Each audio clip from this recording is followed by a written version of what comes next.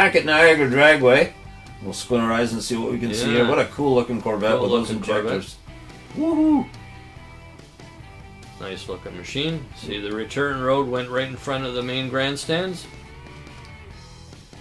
Probably Jim Audie there in his Austin.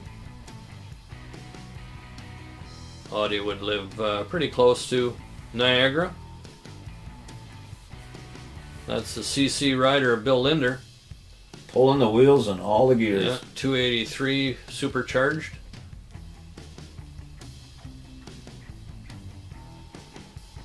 I think that's a Drag Dimensions Anglia, but I'm not sure. 65 Chevelle doing some hopping and grunting and groaning.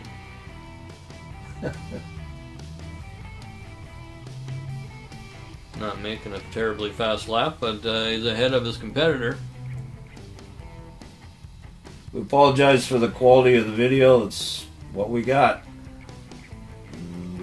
I can't make it any better. I found I can make it worse, but I can't make it better. Two early runners there. Oh, that's, you know this guy.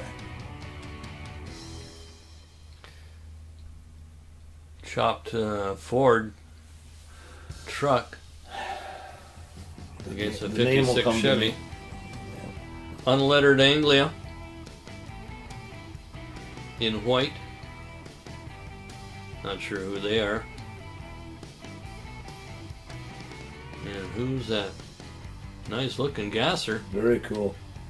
A lot of cool cars ran at Niagara. I have lots of photos I've gotten off of Dean Johnson, and they had some very cool cars that ran there. Yeah, they had a great selection. They drew cars from all over. Yeah. Because Dean paid pretty good money for back in the day, even for today, for God's sakes. Gene Schwartz.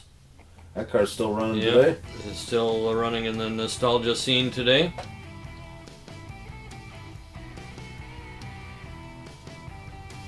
Unknown gasser. You can see that it's blowing a lot of black smoke, which is indicative of the typical gasser cars. That was cool. That was cool, yeah. Apparently it's an A gasser. Yeah, it looks like a 37 Ford.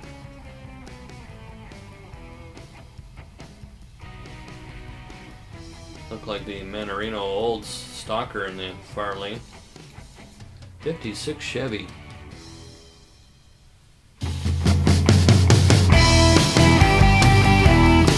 Tony Valerio Sr. E-Modified Production 67 Camaro. Tony got the car in 1973 from Brian Cullen Motors. Raced the car from 1974 through 1976. Had a beautiful, very expensive Booth Aaron's 300-inch small block Chevy under the hood. Two 660s from Larry Dobbs on top underneath that Grump Lump scoop. Had a early shifted Muncie, which might have been the weak point of the car. Pro shifted.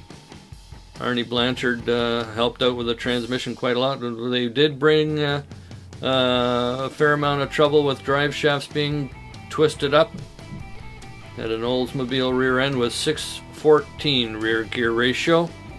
Campaigning mostly at Cayuga. Tony Valerio Sr. in his 67 Camaro, now restored, butternut yellow, and is taken over now by Tony Jr. and his replica 68 Crate Motor Stalker.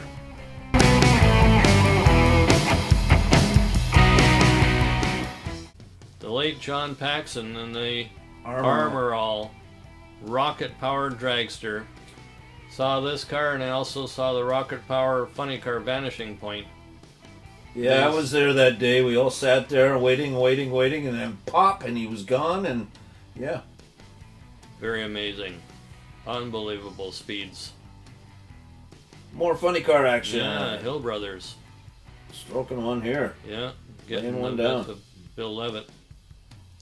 Pee Wee Wallace and the Alabamian, Hayes in the tires. Everybody's still on the way verge. ahead of King and Marshall. Yeah. Frantic Ford against Jungle Jim. This is a later date now. That's a different Jungle Funny car, Jungle Vega. Swenson and Lanny looks like they got a hole out in the... Oh, they're way into the weeds here. Wow. Jim Wemmett, Low Bucker.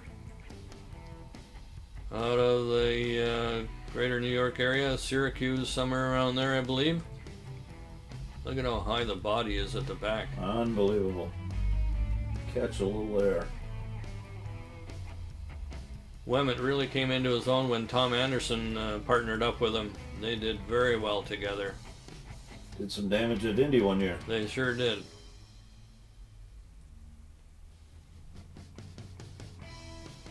Pee Wee Wallace and the Black Stang. That would be the Barry Setzer car. That's Tommy Grove. That car morphed. Somebody's reverser didn't work. Yeah. Show must go on. That's Pee Wee Wallace by the looks of it. Grove going away. See you next week.